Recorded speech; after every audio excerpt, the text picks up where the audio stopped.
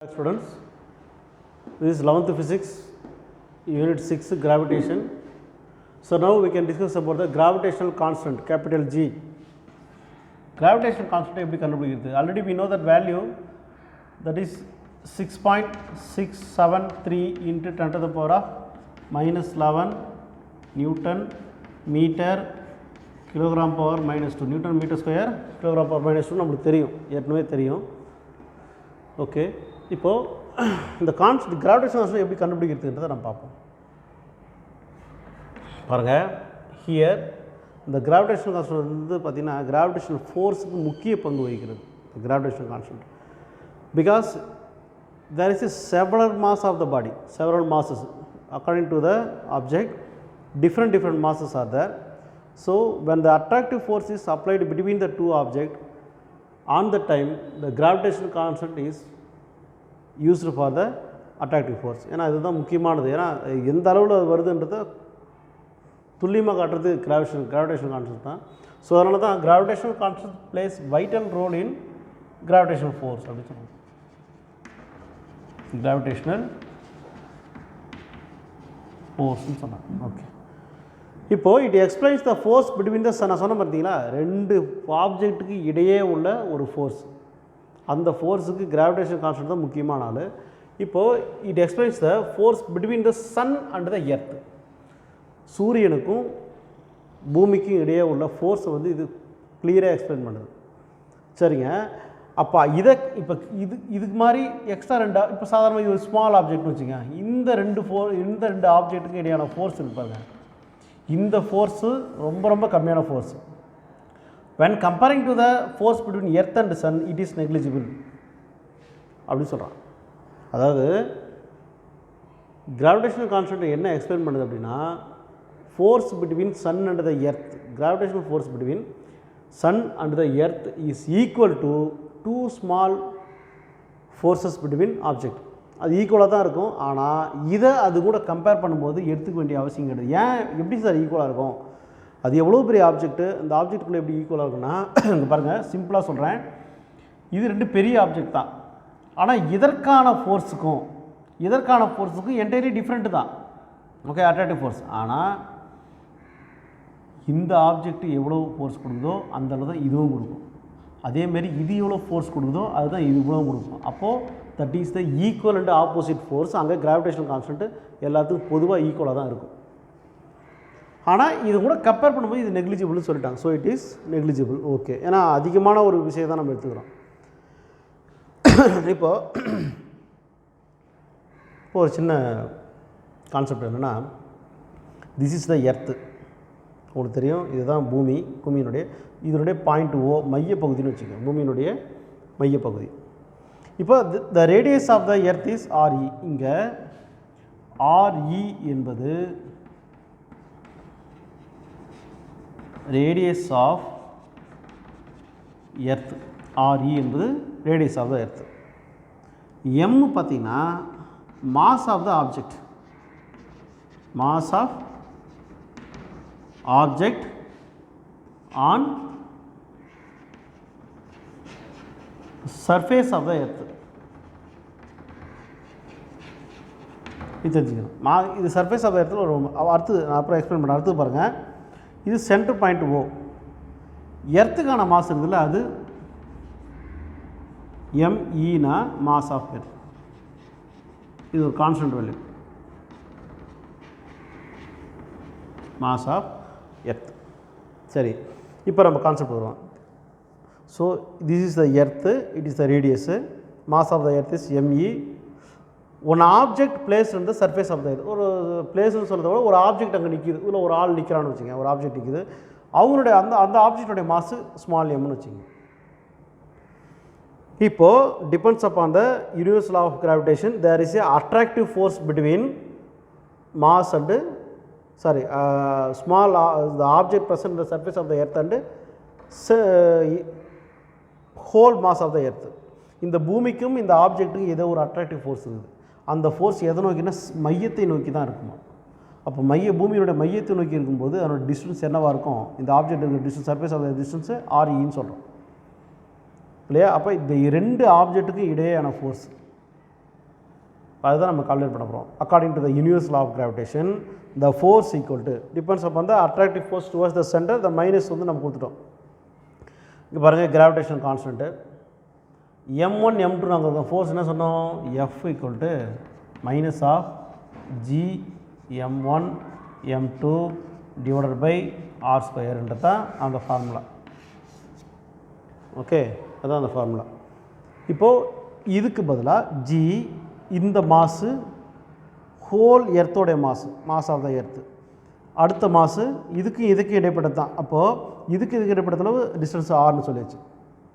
So there is a force between the center of the earth and the object placed on the surface of the earth. சரிங்க, இப்போ ME m/RE square, distance வந்து R, இங்கே RE தான் distance, radius தான் distance. Okay, நம்ம ஒரு ஈக்குவேஷனை கண்டுபிடிச்சிட்டோம். Okay, from the Newton second law என்ன சொல்லுது, F equal to ma. இந்த mechanism F equal to ma. Here this acceleration அங்கே சாதாரணமாக நடக்குது, இங்கே ஆசிலரேஷன் டியூ டு கிராவிட்டி, அதுதான் G. அப்போ இதுக்கு சப்ஸ்டியூட் பண்ணும்போது F equal to mg depends upon the attractive force minus mg. Okay, அதனால தான் இங்கே F equal to minus mg நான் கொடுத்துருக்குறேன். இந்த ஃபோர்ஸையும் ஈக்குவல் பண்ணுங்கள்.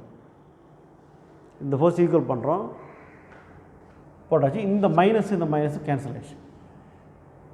வேறு எதாவது கேன்சல் பண்ணலாம். இந்த மாஸ் கேன்சல் ஆகிடுச்சு.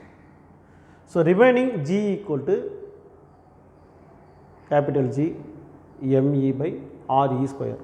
Okay, this is the final formula. இதில் வந்து நம்ம எதை வேணாலும் கண்டுபிடிக்கலாம். For example,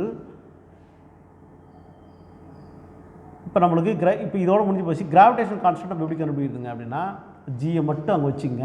that is equal to, இங்கே ஏற்கனவே ஸ்மால் ஜி இருக்குது, இந்த RE ஸ்கொயர் மேலே போயிடும், divided by ME square, ME, அவ்வளோதான். இதுலேருந்து ஜியை கண்டுபிடிச்சிக்கலாம், கிராவிடேஷன் கான்ஸ்டன்ட்டை கண்டுபிடிச்சிக்கலாம். அடுத்தது பாருங்கள், வேறு என்ன மாஸ் ஆஃப் த எர்த் எப்படி கண்டுபிடிக்குது அப்படின்னா, mass of the earth equal to, ஏற்கனவே அங்கே ஜி இருக்குது, இது மேலே போயிடும், RE square divided by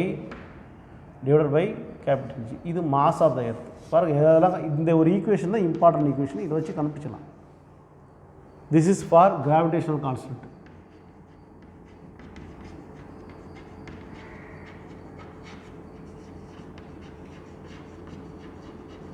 this is for mass of the earth.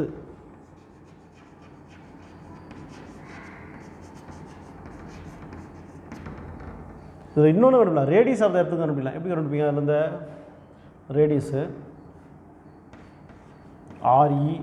RE square equal to GME divided by G. இது ஈஸியாக கண்டுபிடிச்சிடலாம். இந்த ஸ்கொயர் அங்கே போயிடுச்சுனா கூட RE equal to root of GME divided by G இப்படி கண்டுபிடிக்கலாம். இந்த condition radius of the earth.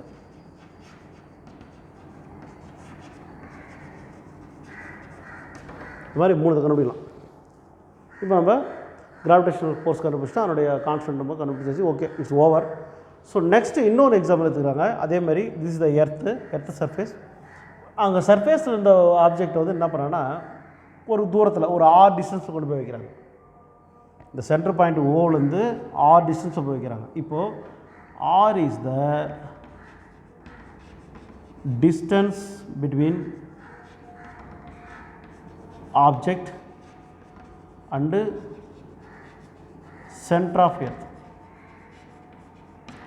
Okay, மற்றதெல்லாம் உங்களுக்கு தெரியும். இது ரேடியஸு, இது வந்து மாஸ் ஆஃப் எர்த்து, ME-ன்றது உங்களுக்கு தெரியும். இதனுடைய மாஸ் M தெரியும், கேபிட்டல் M. ஏன்னா சர்ஃபேஸில் இருக்கிற மாஸ் நம்ம என்ன சொல்லுவோம், ஸ்மால் M சொன்னாலும் இங்கே கேபிட்டல் M நம்ம எடுத்துக்கிறோம்.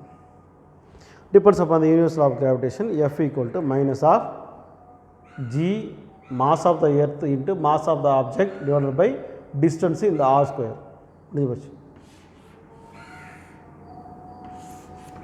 ஓகே, இப்போது இந்த ஈக்குவேஷனை பொறுத்து, இந்த வேல்யூ ஆஃப் G ஈக்குவேஷனை பொறுத்து நம்ம இதை சப்ஸ்டியூட் பண்ண போகிறோம். என்ன சப்ஸ்டியூட் பண்ண போகிறோம்னா, கிராவிடேஷனல் கான்ஸ்டன்ட்டை கண்டுபிடிச்சோம். கிராவிடேஷன் கான்ஸ்டன்ட் இந்த ஈக்குவேஷனை எடுத்து நம்ம சப்ஸ்டியூட் பண்ண போகிறோம். இந்த ஜிக்கு பதிலாக சப்ஸ்டியூட் பண்ண போகிறோம். சப்ஸ்டியூட் பண்ணுங்கள். இதை அப்படியே அங்கே அப்ளை பண்ணுங்கள். F equal to minus of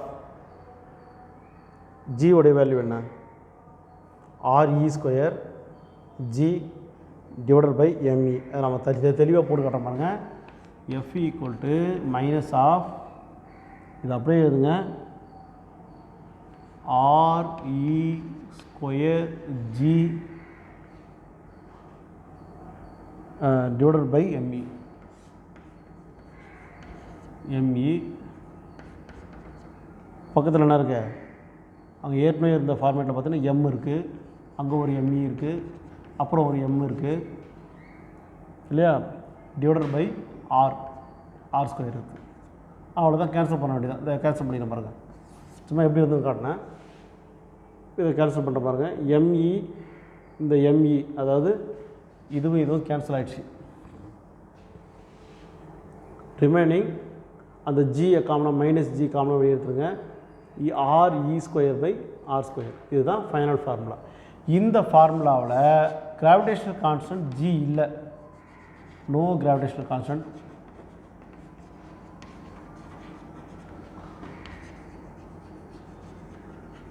constant இல்லை. ஸோ இந்த ஃபோர்ஸை நம்ம அந்த கிராவிடேஷனல் ஃபோர்ஸை வச்சு நம்ம என்ன பண்ணால் ஈஸியாக கால்குலேட் பண்ணிடலாம்.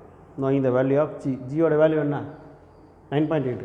உங்களுக்கே தெரியும், ஏற்கனவே படிச்சிருக்கீங்க. Gravitational force G equal to 9.8 metre per second square. நல்லா புரிஞ்சுங்க, இந்த ஜி என்பது கிராவிடேஷனல் ஃபோர்ஸ் கிடையாதுங்க, ஆக்ஸலரேஷன் டியூ டு கிராவிட்டி. வந்துடாதீங்க.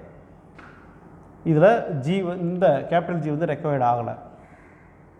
ஸோ இதுதான் இந்த கிராவிடேஷனல் கான்ஸ்டன்ட்டு. இதுலேருந்தே கண்டுபிடிச்சிடலாம். பட் ஒரு சின்ன excess step when comparing to the object placed on the particular distance from the center of the earth, right? இப்போ ஒரு சில விஷயம் சொல்கிறாங்க. இந்த கிராவிடேஷன் கான்ஸ்டன்ட் வேல்யூ வந்து பார்த்தீங்கன்னா in 1798 ஹென்ரி கேவண்டிஷ் தான் என்ன பண்ண, இதுதான் ஹென்ரி கேவண்டிஷ், ஒரு சயின்டிஸ்ட்டு 18ஆம் நூற்றாண்டில், தட் மீன்ஸ் 1798 அவர் வேல்யூ கண்டுபிடிச்சார். என்னென்னா, அது ஒரு மெத்தட் ஒன்று, டார்ஷன் மெத்தட் ஒரு மெத்தட் ஒன்று ஒரு மெத்தடில் வந்து கண்டுபிடிச்சார்.